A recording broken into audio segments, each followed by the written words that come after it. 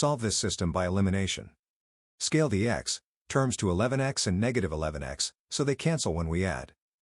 Multiply every term in the second equation by negative 11. Multiply the x term by the same factor. Now multiply the y term by that factor. Finally, multiply the right side too. Add the aligned equations. The opposite x terms cancel. The x terms cancel.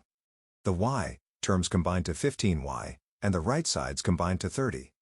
Divide both sides by 15. That leaves y equals 2. Use y equals 2 in the first original equation.